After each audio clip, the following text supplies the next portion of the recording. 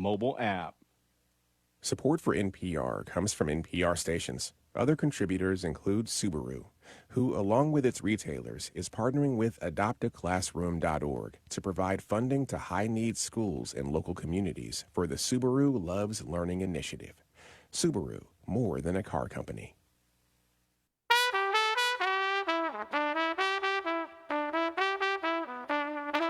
This is Charlotte Talks. I'm Mike Collins. In democracies, voters, citizens, choose their leaders. But increasingly, things in this country are working the other way around.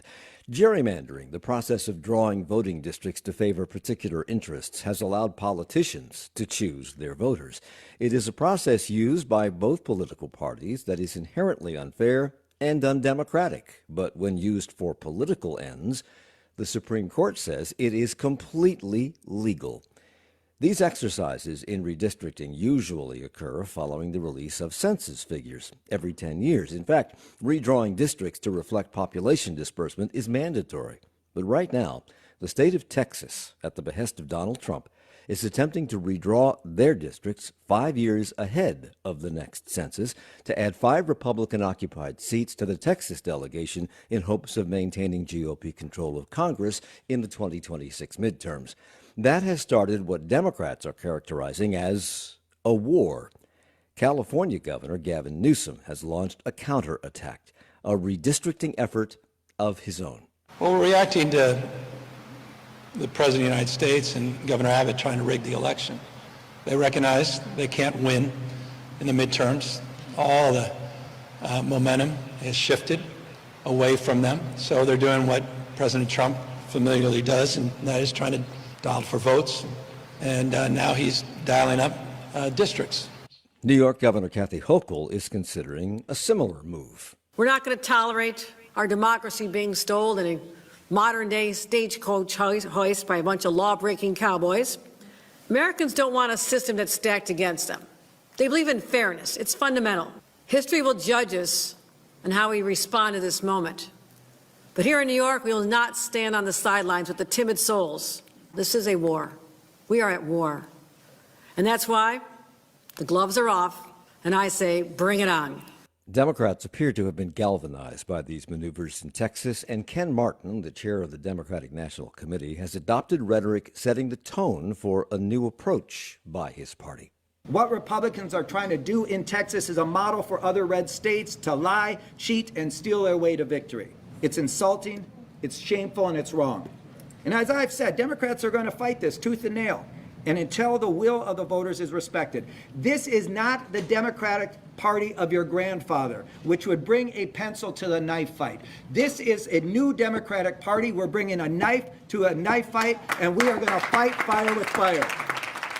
Of course, if history is prologue, that remains to be seen, and Republicans are undeterred, despite a recent walkout by all the Democrats in the Texas State House to prevent a vote on redistricting.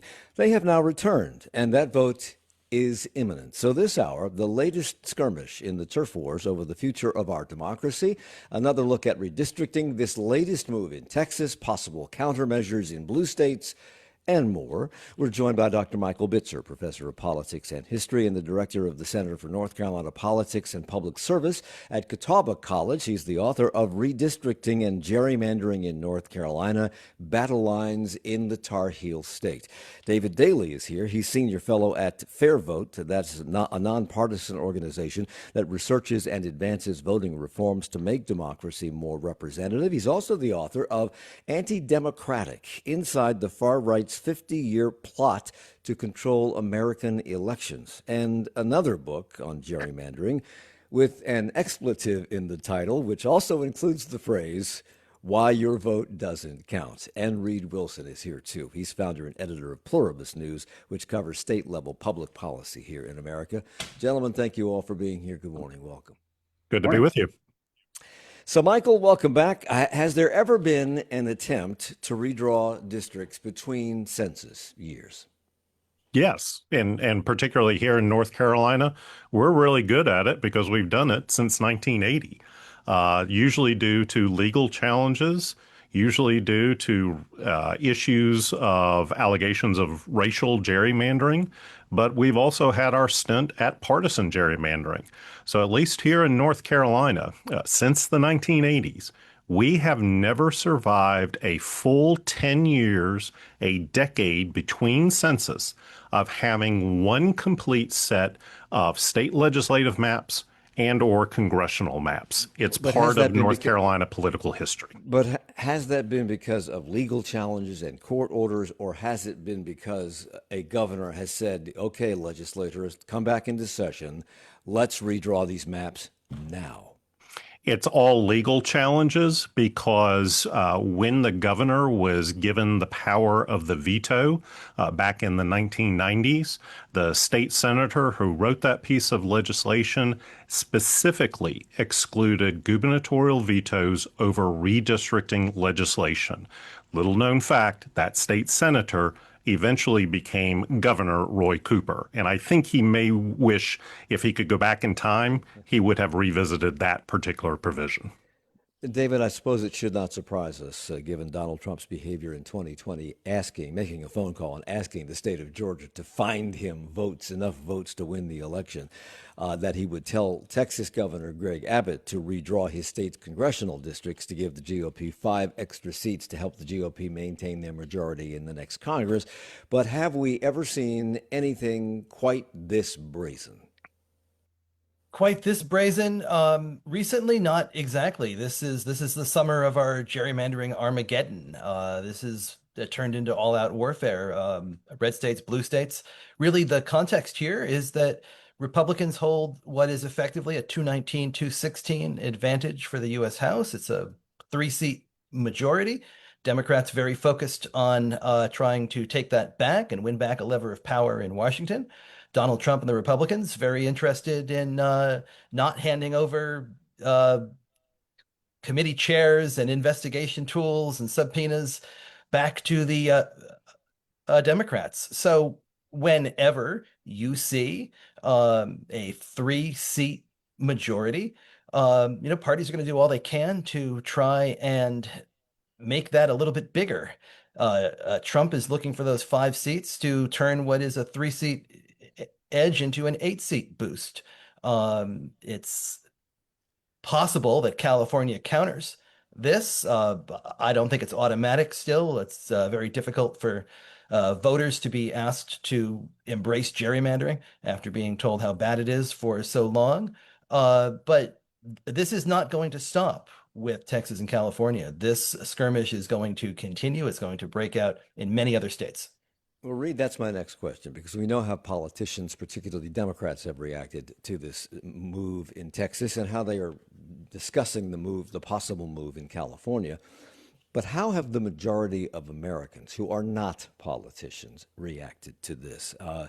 What have Texans been saying about the move in Texas? I went through about 400 pages of public comments after the Texas House held their first hearing about this proposal to redraw district lines, and I was very hard pressed to find supportive comments. The vast majority of them, of those who commented from around the state, were opposed to redistricting in the middle of the decade. You can imagine that somebody who is moved to comment on something like this is probably pretty politically aware. I think most Americans probably aren't paying attention to something like this, but among those who are, there is a pervasive sense. To David's point, I mean, voters have been told for a very long time that gerrymandering is bad and wrong, and when politicians pick their voters instead of voters picking their politicians, something is wrong with the system. So I think the vast majority of people who are paying attention to this are opposed to it.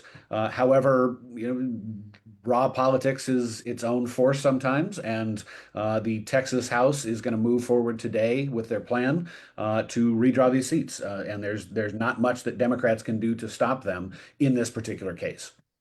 Michael, the party that controls the White House, we've talked about this many times, it generally loses seats in Congress in the midterm elections because that's just the way it works in America. It seems people get fed up or tired of or disgruntled with the party in power. But why is 5 seats from the Texas turnaround, so to speak, the magic number? Because it's going to be countered, and we have no idea what voters will do in the voting booth in the midterms in terms of changing the nature of Congress, the complexion of Congress. Why is 5 the magic number? I don't know if necessarily 5 is the magic number, but it builds a cushion. It adds in as to what David described as kind of building up a majority with things so narrow in the U.S. House of Representatives. What we're finding is that any chance that you can flip a seat becomes that much more powerful to getting to 218 votes. And so, while the president said, I want 5 seats out of Texas, and California is countering, well, we can get 5 Democratic seats out of our state, as previously described, this is bordering on Armageddon in terms of, okay, what other states are going to join in this fracas and try and reshape their congressional districts to, again, deal with very tight margins. With midterms, we know that generally the opposition party is more energized and motivated to show up to vote. That has to be taken into account. And there could be some districts that are more close, but could become highly competitive in that kind of an environment. We're very familiar, David, in our state with gerrymanders, as Michael alluded to, and we've talked about many times on this program. A lot of times our districts have been overturned because they were deemed to be racial gerrymanders, which are illegal. But the U.S. Supreme Court has said political gerrymandering is perfectly fine. They can't rule on it because it's a state issue. Why? Because both of these kinds of gerrymandering disenfranchise voters and make them less trustful of the system. It's certainly true. There are still some protections against racial gerrymanders. Those could disappear in the next Supreme Court session beginning in October. But for the time being, that the Voting Rights Act and interpretations of the 14th and 15th Amendments have prohibited most kinds of racial gerrymanders. Partisan gerrymanders, however, John Roberts in the U.S. Supreme Court back in 2019, a case out of North Carolina that most of you probably all know really well, Rucho versus Common Cause.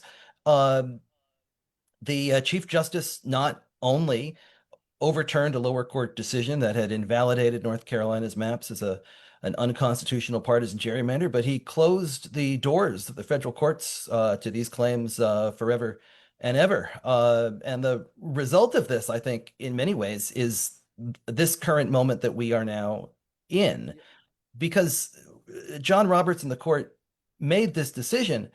If you go back to 2017, 2018, 2019, at a moment in which federal courts looked as if they had this pretty well in hand, and federal judges appointed by presidents of both parties were saying that we have all the tools we need to determine when a gerrymander has gone too far. And they threw out a Democratic gerrymander in Maryland. The federal courts tossed Republican gerrymanders in Ohio, Wisconsin, Michigan, North Carolina. And this goes to the Supreme Court. And John Roberts said, no, this is a political issue. The courts can't be involved. And as soon as you took as soon as you took federal courts out of the equation, it was like taking the prison guard away. All of a sudden, all the bad forces are sort of free to just rush out, knowing that no one is going to stop them. So we saw in the 2021 cycle a pretty good festival of partisan gerrymandering. And what we are seeing now reignites it with very little to be able to stop it. So I have 10 seconds left, David, and you wrote this book, Antidemocratic, Inside the Far Right's 50-Year Plot to Control American Elections. Is that decision part of that plot, in your opinion? Yes. I mean, I think Donald Trump called Texas looking for these 5 seats, but John Roberts in the U.S. Supreme Court made it possible. We have to take a break. More on this when we come back. It's Charlotte Talks on WFAE.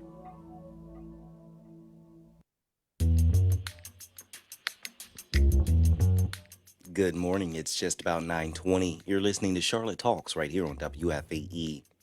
Tomorrow morning, in lieu of Charlotte Talks, we'll be replaying highlights of the candidate forum hosted earlier this week by WFAE and the League of Women Voters of Charlotte-Mecklenburg. Moderated by WFAE's Steve Harrison, hear from several candidates for offices across Charlotte ahead of the primary election in September. That's tomorrow morning at 9, right here on 90.7 WFAE.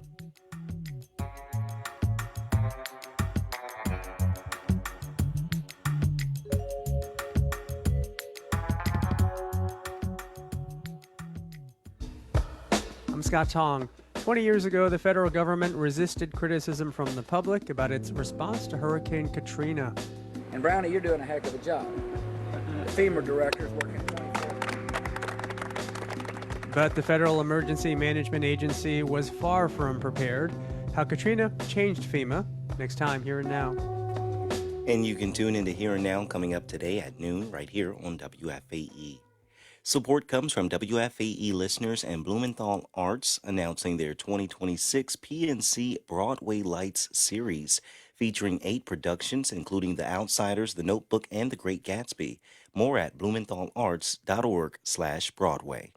It's Charlotte Talks on Listener Funded, 90.7 WFAE and WFHE. I'm Mike Collins. We're talking about gerrymandering in light of what's going on in Texas. There will be a vote today in the Texas legislature now that Democrats have returned, I think, the second of 3 readings of a bill that would add 5 additional Republican seats to the map in Texas. The final vote is scheduled, I believe, to be tomorrow. And we're talking about this with Dr. Michael Bitzer, a professor of politics and history and the director of the Center for North Carolina Politics and Public Service at Catawba College. David Daley is a senior fellow at FairVote and author of Antidemocratic, Inside the Far Right's 50-Year Plot to Control American Elections. And Reid Wilson is founder and editor of Pluribus News. So we were talking before the break, Reid, about Rucho versus Common Cause, a case at the Supreme Court out of North Carolina in which the Supreme Court decided that political gerrymanders were okay because they were political and not legal questions.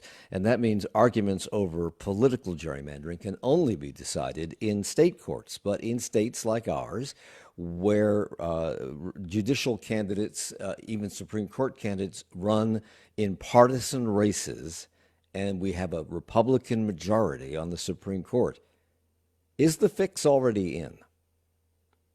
Well, I mean, voters still get to weigh in on those Supreme Court races, and I think one of the fallouts from Rucho is that we've seen races for state Supreme Court seats explode in cost. There was a race last year in Wisconsin that determined, or was that earlier this year in Wisconsin, that determined partisan control of the state Supreme Court that cost as much as what a U.S. Senate race would cost in a battleground state. I mean, we're talking close to $100 million here in spending on a state Supreme Court seat that the vast majority of voters aren't paying attention to. The same thing is that we've seen costs spiral in other states that elect their Supreme Court justices, like North Carolina and other states as well. So it's been sort of the catalyst for more money flowing into what, for the longest time, were sleepy backbench races that nobody really paid attention to.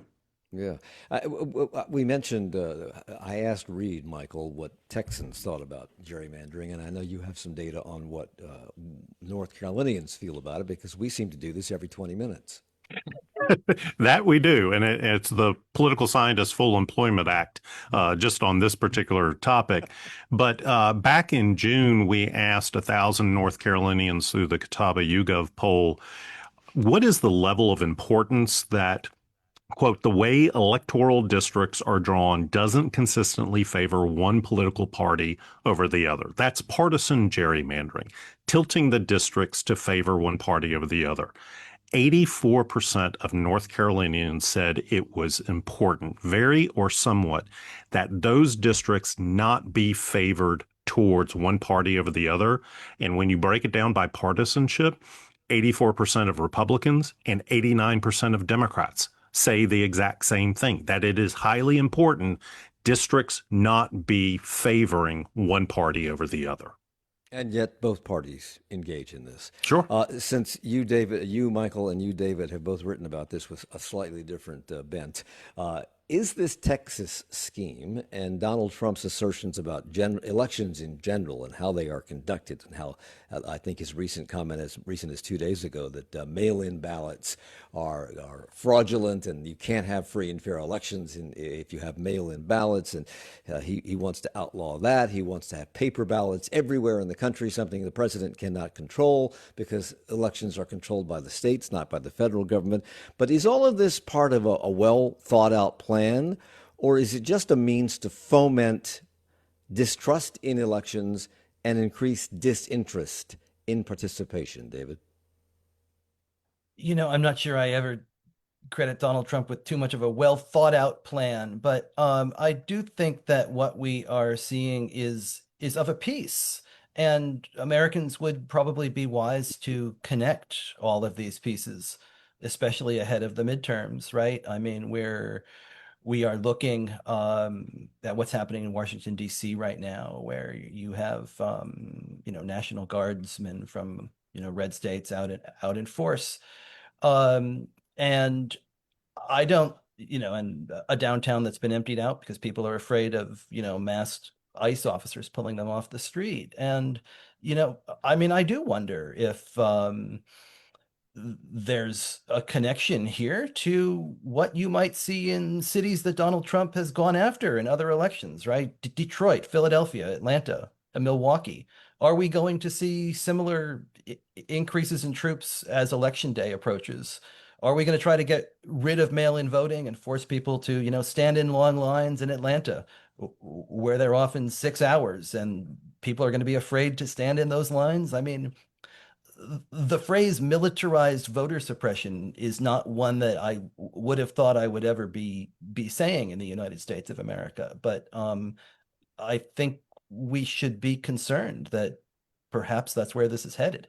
Reid, Donald Trump credits his opinion on mail-in ballots being impossible to conduct real elections if you use them comes from Vladimir Putin, a conversation he had with Putin. Putin told him that.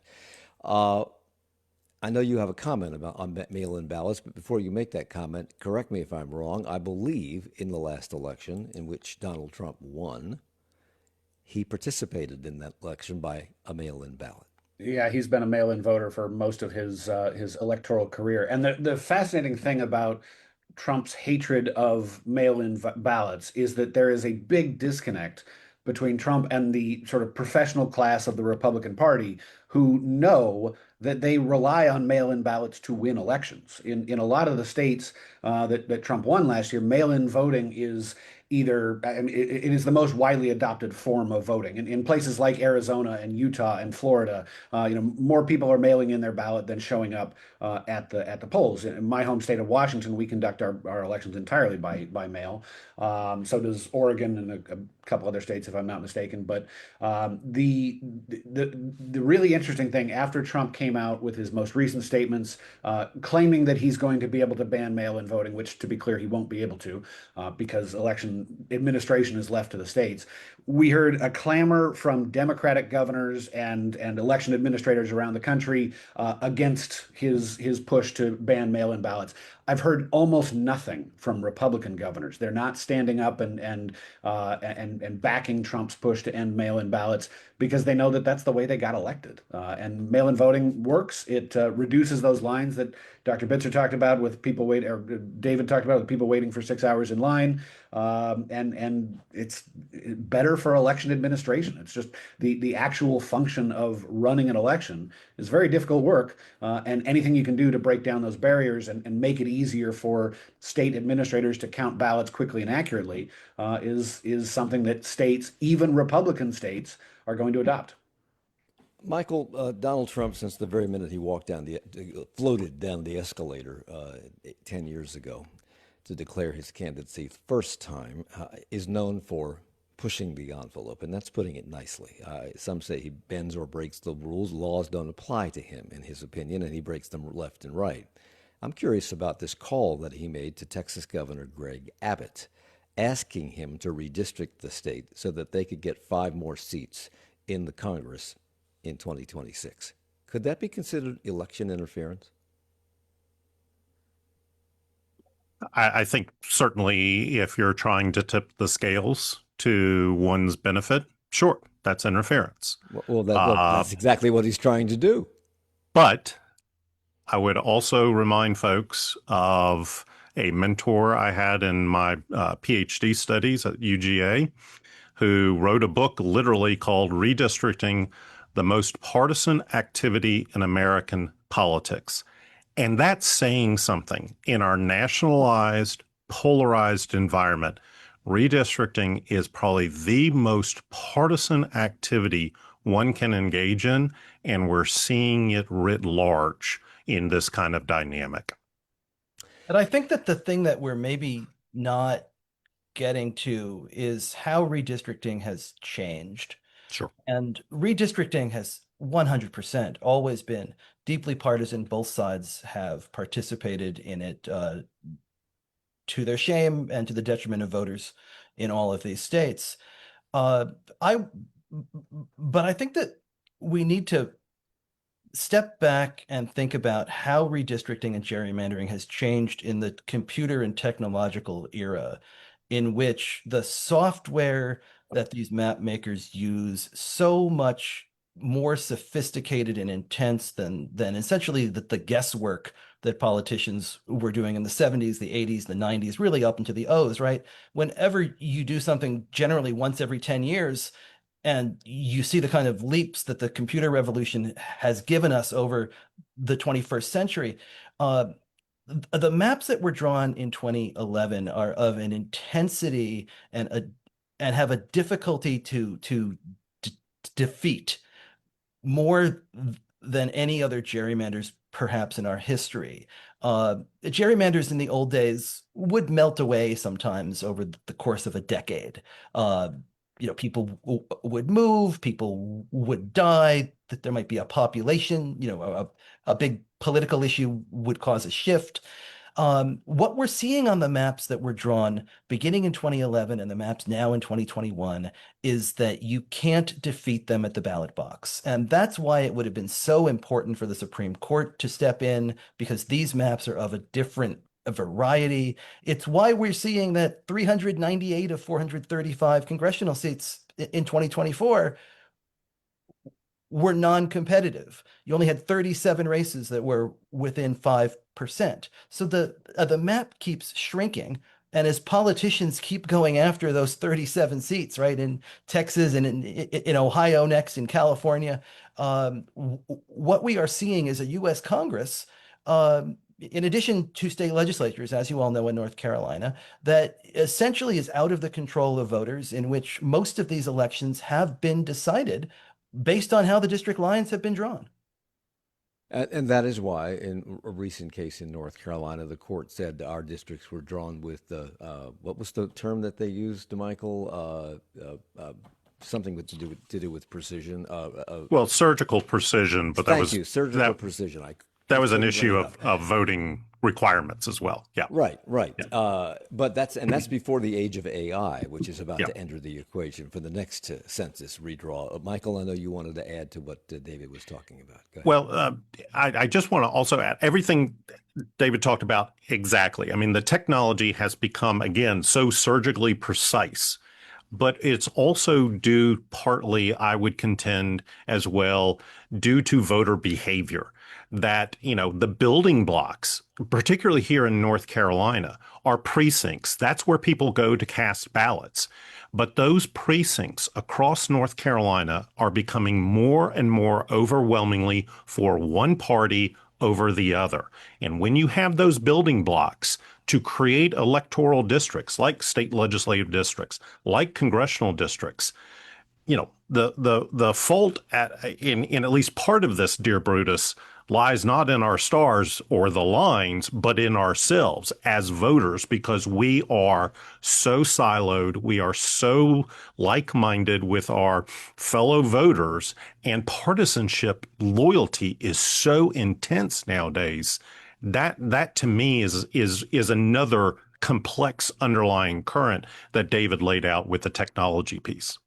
Reid, when the idea of Texas redistricting between the census was first floated, Republicans in Texas and around the country, even Governor Abbott, expressed some concern, some reservations about the idea of this. They thought there might be a backlash. Is that still a concern among Republicans? I think it's less of a concern based on the district lines that I've seen, but this is a question that a lot of states face, especially states with fast-growing populations, like North Carolina, like Texas, like Arizona. Every 10 years, when these map lines are drawn, the party in charge will try to maximize their takeaway, their gain, their benefit. But they don't want to go too far, because if you've got, the ideal scenario for a party in power is to create as few districts for the other side that packs all of their voters together, and as many districts for your side where your candidate wins by a comfortable margin, but not too much. And you don't want to waste votes effectively. However, when the population changes over a decade, which is a long time in some of these extremely fast-growing states, those population shifts can take, say, a 55-45 Republican district and create a 51-49 Democratic district or something like that. So that overreach is what Texas Republicans are worried about, and it's something that has bitten them in the past. Texas has previously did a mid-decade redistricting back in 2003. You might remember that was spearheaded by then House Majority Leader Tom Daley, and they ended up wiping out, David, you'll remember this. What was it? 7 Democrats, something like that. Extremely high-powered, committee chairs and people like that who lost their seat in the subsequent election. However, over the longer term, Democrats took back some of those seats because the population shifted so much. And the politics, 2006, 2008, right? Yes. Right, of course. Michael, recent polls by the Pew organization show Donald Trump approval ratings underwater in almost every single topic that pollsters ask voters about. They are down and falling, and the gap between those who approve and disapprove is widening with regard to his approach to governing and his competence and the policies that he has put forth. Just this past weekend, there were over 200 events called Fight the Trump Takeover events, including here in North Carolina, and over 30 states have witnessed demonstrations against what's happening in Texas this week. How unusual is this? And in normal times, it seems to me that politicians, no matter which party, would look at this and go, maybe we're doing something wrong here and we should change course. That's not happening. You mean self-interest would help to guide somebody's activities and actions? I think, this is part of the normal trend for presidential politics, is that once a president is beyond their first 6 months, things start to come home to roost. And particularly when the president has control of both chambers of Congress, Republicans have the accountability issue laying at their doorstep. Now, the environment has become much more toxic, has become much more divisive, has become much more polarized. And, we're going to be getting to a point here a year out and just seeing where things lie. But 2026 is going to be another intense year for midterm elections. And I have about 30 seconds left, but these declines in Trump's popularity on all fronts coincide with declining registrations of people identifying themselves as Democrats and rising registrations of those identifying themselves as Republicans. I have 30 seconds. What does that mean to you as a political scientist? I think the bigger question is also throw in independence, because in states like North Carolina, where you can register as an unaffiliated, those are skyrocketing beyond belief. Maybe Trump is consolidating his base, naturally dynamics. The two parties are looked upon as despised. When we come back, a closer look at what's happening in Texas. Stay with us. It's 9:40. You're listening to Charlotte Talks right here on 90.7 WFAE. Coming up at 10 o'clock, if you've noticed a jump in your electric bill, you're not alone.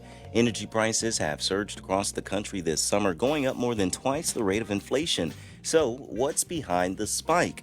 Understanding the rising price of power. That's next time on 1A, coming up in 20 minutes.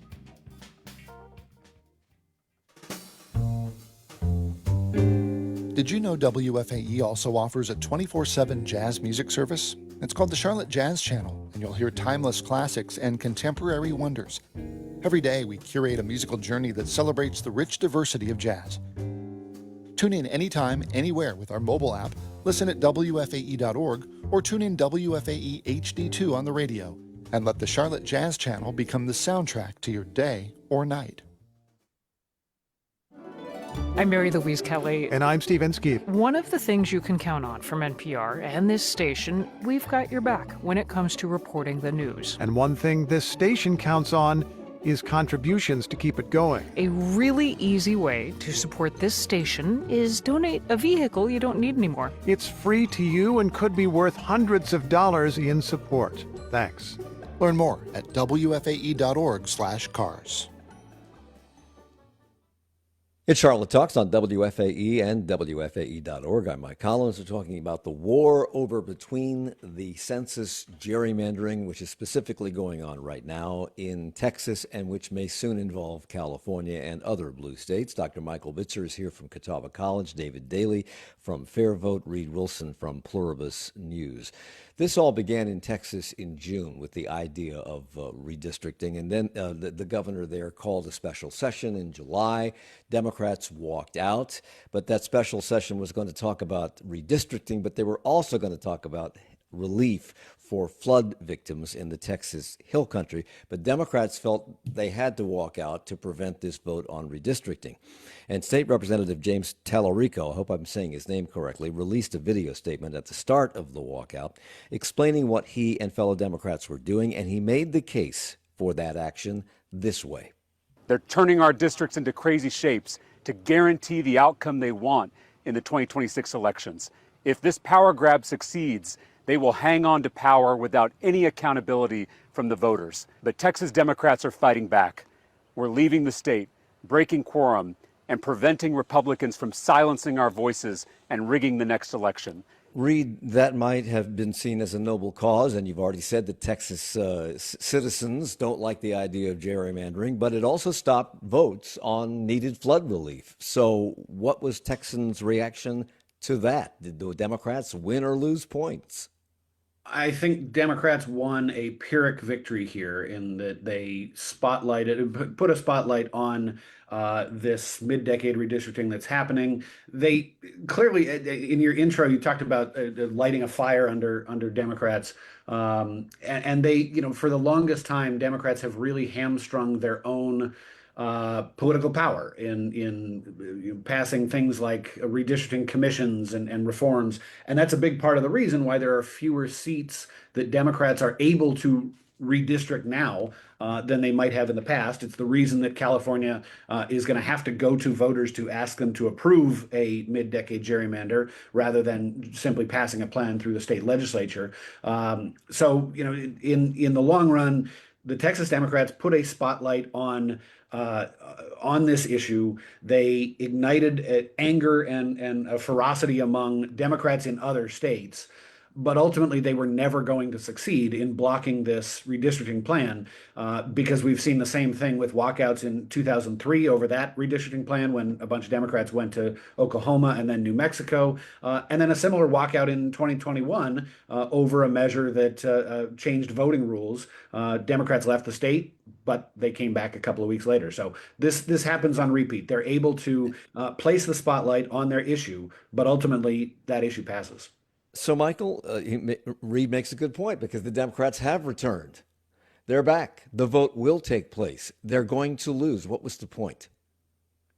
I think part of the point was that they wanted some kind of guarantee from their colleagues in California that if Texas moves through it, that they would move through their approach. And, it was a recognition on Texas Democrats that they needed to address the issues beyond redistricting, I think. But, they were looking for help from other corners, and maybe they're going to get that out of California. We'll just have to wait and see on that. Texas Governor Greg Abbott launched a verbal attack on those Democratic lawmakers who left the state, threatening them at the time with arrest, with ejection from their seats in the legislature, and more. And he made this point about their running to blue states for shelter. To run to states like New York and Illinois to protest redistricting is kind of like running to Wisconsin to protest cheese. It's just kind of outrageous. Those are New York and Illinois are two hallmark states that have already done redistricting to eliminate Republicans. That's true. But David, is this truly an apples to apples comparison? Both parties have done plenty of gerrymandering over American history. The story of modern American gerrymandering in the last couple of decades overwhelmingly shows state by state that Republicans have done vastly more of it at the state legislative level and at the congressional level. Republicans ran a really smart strategic play in 2010 in the Tea Party year called Red Map, the Redistricting Majority Project. It was aimed at capturing state legislatures in North Carolina, Pennsylvania, Michigan, Ohio, Wisconsin, Florida, Indiana, Alabama, all of these states that had Democratic chambers in the recent past, taking them over in time to draw new maps.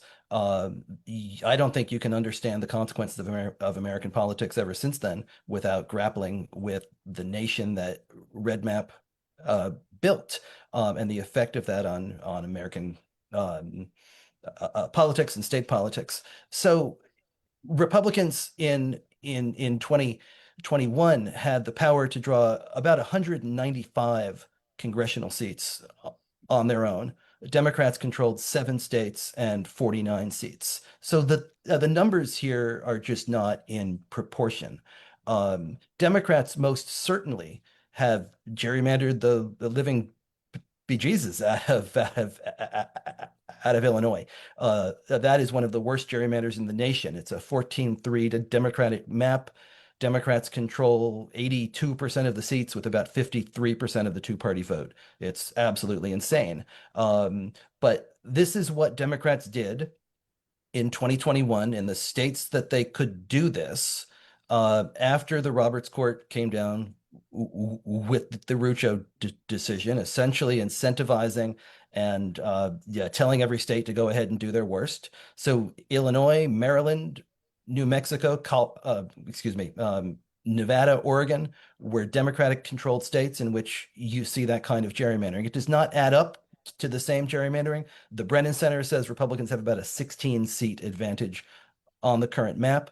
But Democrats have certainly maximized themselves out. And I think that's one of the problems that they face right now is that Texas and California, if it happens, balance each other out. Republicans can keep going. They can keep going into Ohio, Indiana, Missouri, Florida, Tennessee, Kentucky, Kansas, New Hampshire, if they want. North Carolina. Conceivably, right? Yeah. So the Democrats are a little bit stuck. New York has a commission. You can't do a mid-decade redraw there. Illinois pretty much maximized. I don't know where Democrats go after California. And to me, that is the crux of their political problem. So Reid, the governor in Texas, Abbott, made all these threats to arrest, to even involve the FBI in rounding up these Texas legislators who had fled the blue states. And now, of course, the Democrats who have returned, because they've all returned, have had to sign these documents that give Texas law enforcement the right to follow them around so they can't flee the state again, with, I think, one legislator on Monday refusing to sign, and she's essentially a captive of the chamber. She can't leave the chamber. Is any of this legal? And how are Texans reacting to this kind of what appears to be overreach? Well, sure, it is legal. The legislature can issue it, and the legislature can issue civil arrest warrants that allow state law enforcement to detain state lawmakers and return them to the Capitol. They're not under arrest, but they are returned to the state Capitol building if they're within the state, which is why these lawmakers went to Illinois, went to New York, went to Boston for a legislative conference that was happening.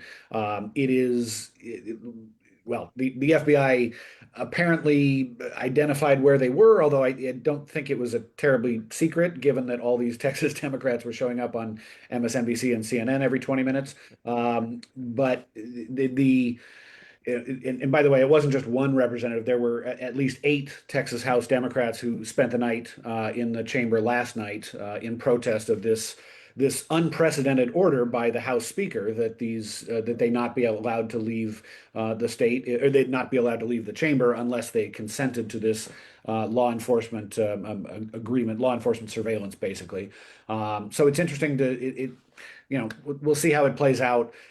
I don't think that the average voter in Texas is paying a lot of attention to this, but again, this is something that is igniting a firestorm among Democrats, and now they have decided to fight fire with as much fire as they can muster, to David's point. They have unilaterally disarmed in several of the states where they might otherwise be able to pick up some of these seats. So they won't vote on this, take a final vote, as I understand it, until tomorrow in the Texas legislature. But in California, where they have threatened to counter this measure, they have until Friday to vote on a plan to counter that effort, because the clock is ticking out there. Governor Gavin Newsom almost immediately proposed to go toe-to-toe, tit for tat with Texas, to redistrict their state so that whatever state number of seats Texas adds for Republicans, California would add for Democrats. But because of state law there, they can't just do this. They have to go about this differently. And Gavin Newsom, I guess, positioned their approach this way. This is the difference between what's happening in Texas and what's happening here in California. We didn't receive a phone call from the President of the United States to then quietly go in the back room and start drawing maps and legislatively try to jam them through against the consent of the people. We're doing precisely the opposite. We're working through a very transparent, temporary, and public process. We're putting the maps on the ballot, and we're giving the power to the people. This will be the first redistricting that's ever done that. That's the difference. Okay, so let's break this down, Michael. Is this the first time something like this has been done, where voters get to vote on the maps the legislature draws to gerrymander politically a state? Is this anything more than an escalation of political differences? I'll be candid. I don't know if this is the first time that a state has done this. It is a novel approach, particularly in California, because they have to basically get over a hurdle of a pre-approved commission to draw these districts. So I'm not a California politics expert. I'm not sure I can speak to it, as intently as that. Michael brings up an interesting point, Reid, because in California, they have something called the California Citizens Redistricting Commission, a nonpartisan independent body designed to remove politicians from the process of drawing voter districts. And the Gavin Newsom and other Democrats in California say that this response to Texas through this referendum would be voted up or down by California voters. So there's a risk there. The voters might say no. But they also say this would be a temporary override of the decisions made by this independent district drawing commission. Are there legal protections that would make this temporary? Well, the bill itself it is written in a way that would create these districts until the next redistricting process, which would take place in advance of the 2032 elections. That would be power would be returned to the commission there. This represents, though, a massive political gamble for Gavin Newsom, who, of course, is among the approximately 7,000 Democrats who are thinking about running for president in 2028. This is, he has taken to social media to pick fights with Governor Abbott, with President Trump, to try to, in part, to try to bolster his own profile among Democrats across the country. But what he's doing is he is effectively asking voters to approve a partisan gerrymander, and he's saying everybody's saying the quiet part loud right now. That this is they are doing this to advantage themselves, their own party in politics or in the subsequent elections. Newsom is betting that California is sufficiently anti-Trump that they will approve a partisan gerrymander, even after decades of politicians like Gavin Newsom telling them that gerrymandering is bad and shouldn't take place. And by the way, this is in California, one of the hubs of modern gerrymandering, where John Burton, the guy who used to draw the maps, would call some of the congressional districts, quote, his contribution to modern art. The argument goes, well, they all do it. Both parties engage in gerrymandering. That's true. It's an argument that Donald Trump made this month during an appearance on CNBC's Squawk Box in talking about where Texas Democrats went to avoid the vote on redistricting. They went, of course, to New York and to Illinois. That's all gerrymandered. California's gerrymandered. We should have many more seats in Congress in California. It's all gerrymandered. And we have an opportunity in Texas to pick up 5 seats. We have a really good governor, and we have good people in Texas. And I won Texas. I got the highest vote in the history of Texas, as you probably know. And we are entitled to 5 more seats. Okay, he's right. Those states are gerrymandered. But does that entitle him or Republicans to 5 more seats, Reid? Does it entitle? I mean, no, of course not. And by the way, he didn't get the highest vote share in Texas history. This is Trump talking a lot about his overblowing his own electoral performance, as he is wont to do. One of the interesting things when you sit down and talk about redistricting and what's fair, get 10 people in a room and they'll have 11 different definitions of fairness. I remember sitting down talking with some Democrats a couple of years ago, and they say, well, we just want more fair lines. And I said to them, what does fair mean? And they said, well, fair means more lines that elect more Democratic candidates. And I thought, well, Republicans wouldn't see that as fair, right? So, we need to sort of define the concept of fairness.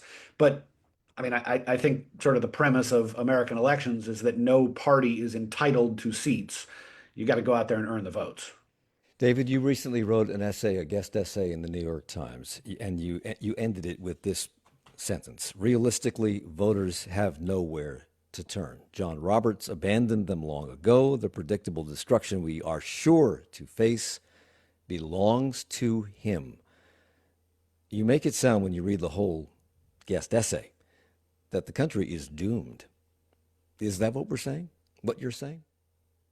I think we are in a moment in which 90% of our congressional districts, and about to be more of them, have been predetermined for one party or the other before a single vote has been cast. That sounds like elections in other countries that are not democracies.